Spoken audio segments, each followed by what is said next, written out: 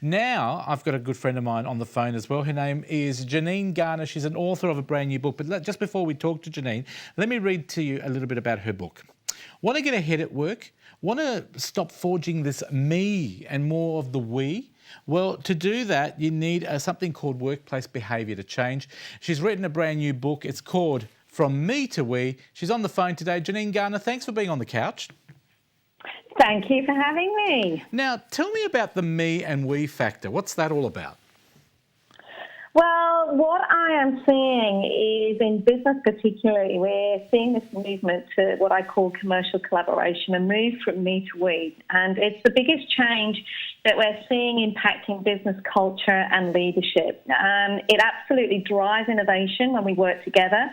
We get faster momentum in terms of market launch, and we get more employee engagement and results at work. And so we're seeing this massive shift from individuals and leaders and people working solely in the me space to working out how to embrace more collaborative working.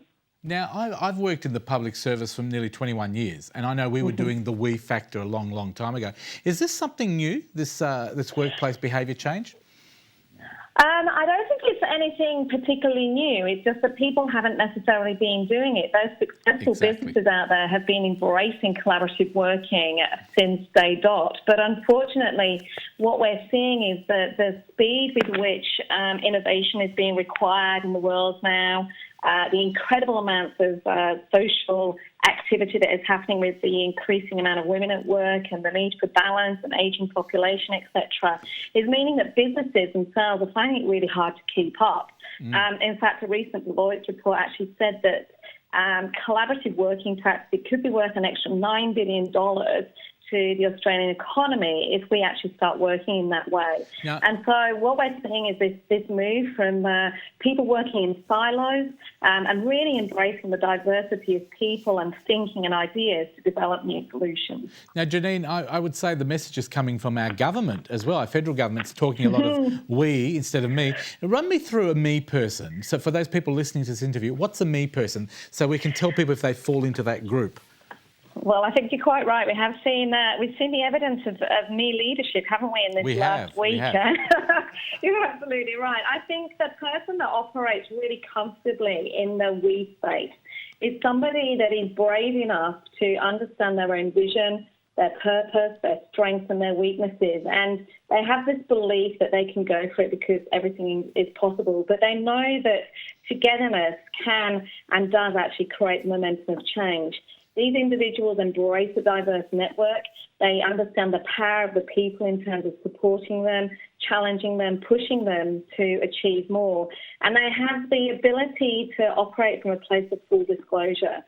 This wonderful piece of leadership that we're hearing a lot about now of authenticity, of transparency. The reality is, we can build and destroy brands and people in a nanosecond now because of social media. And so you can no longer fake it till you make it. You have to operate effectively in this space, be able to come from a place of full disclosure.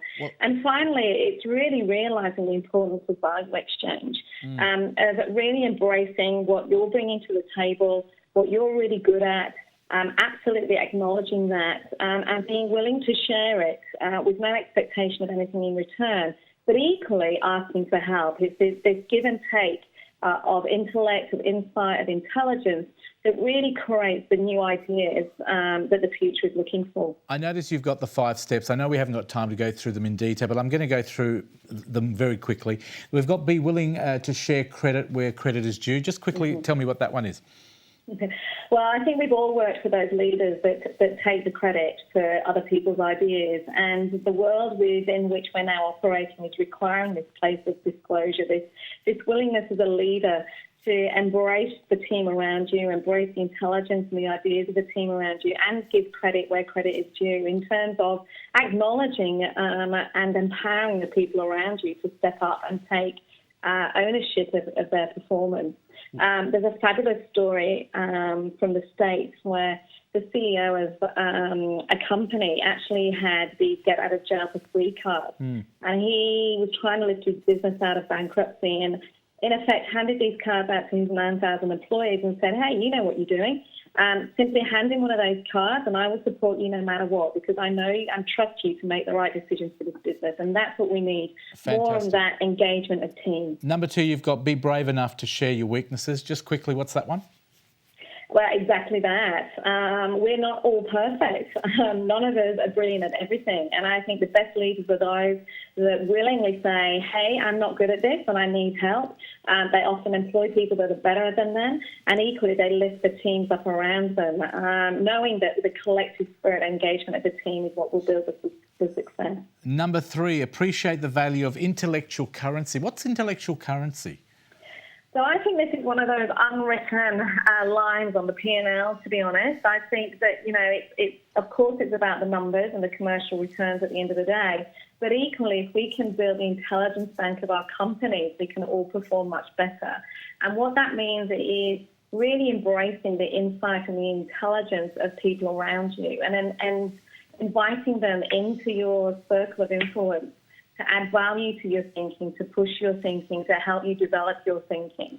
And it's that extension of the intelligence bank that is really going to be the competitive advantage of the future. Thank you. Now, number 4 is one that I particularly like and stand for. It's stand up and be counted. That's make changes where you see changes that need to be made in the workplace. Absolutely. We all have a voice and we all have to start using it. And that requires each of us individually having the confidence to step into our own unique spotlight and shine, and to use our words, our voice, to stand up for what is wrong and equally to share what is right. And I think for too long, too many of us are hiding behind closed doors, chatting away at the coffee machine, and we've all got to just stand up and be counted. And the final tip, number 5, don't be afraid to network. Why is it so important that people need to understand networking? Networking is critical. We can't hide under the white tablecloth at networking events anymore. It doesn't matter how much you dislike the term. The power of a circle of excellence and influence around you is the thing that lifts you and helps you achieve more. But too many of us, to be honest, tend to connect with same. So you'll see lawyers with lawyers, digital with digital, women in business with women in business. And what we have to do is be brave enough to step out of that, embrace people from different walks of life, different industries, different functions, because that's when you get the collective intelligence, which makes us all smarter together. Fantastic. Janine, who is the book marketed at? What sort of people do you think could really benefit from reading this book? I think anybody that is wanting to achieve more, whether you be a solopreneur in your own business or even a leader of a bigger business, if you're looking for that next step and how to disrupt your status quo and move forward and continue to be successful, from me to we is just for you. Fantastic. Now, where can we get the book from?